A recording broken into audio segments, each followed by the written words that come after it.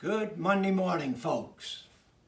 Today's thought for the day is about friends and friendships.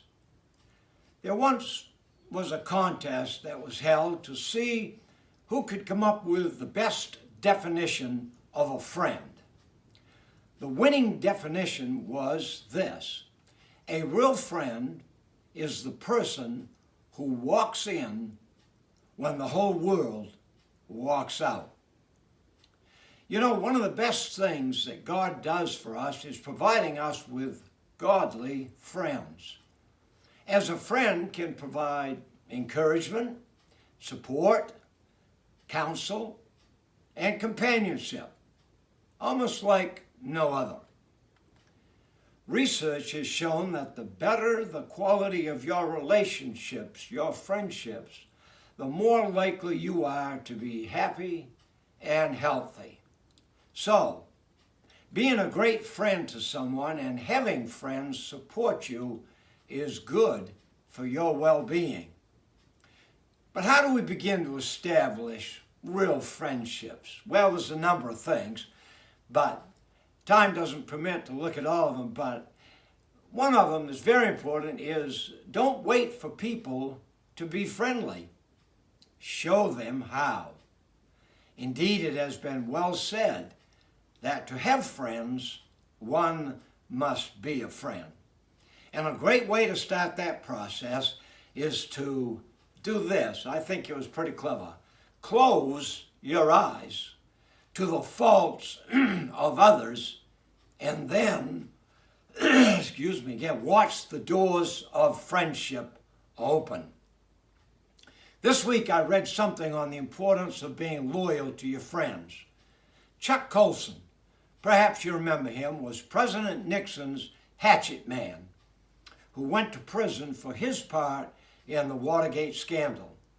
He later became a follower of Christ, and in his book, Born Again, he tells how after his release, he was asked to speak at a university.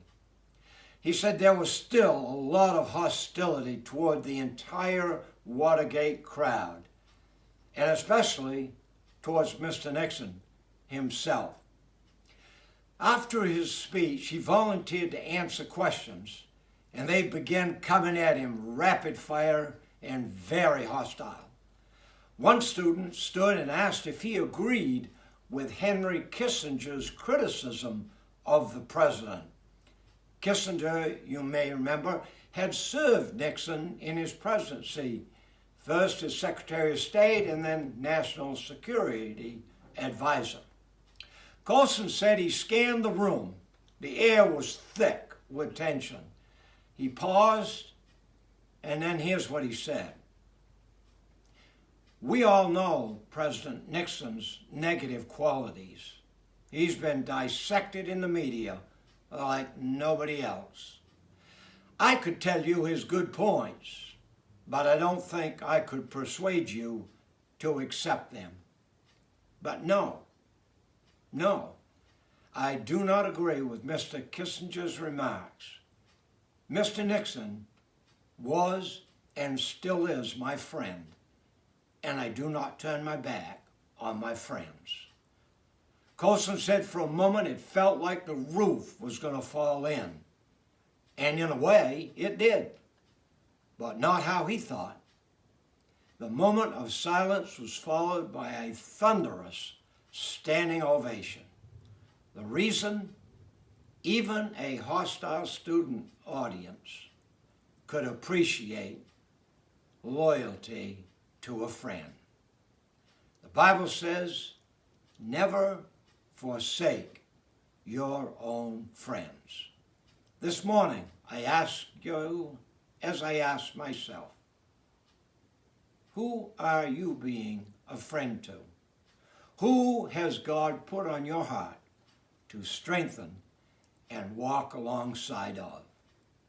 That's our thought for the day. Thanks for joining us. Have a great day. I'll see you on Wednesday.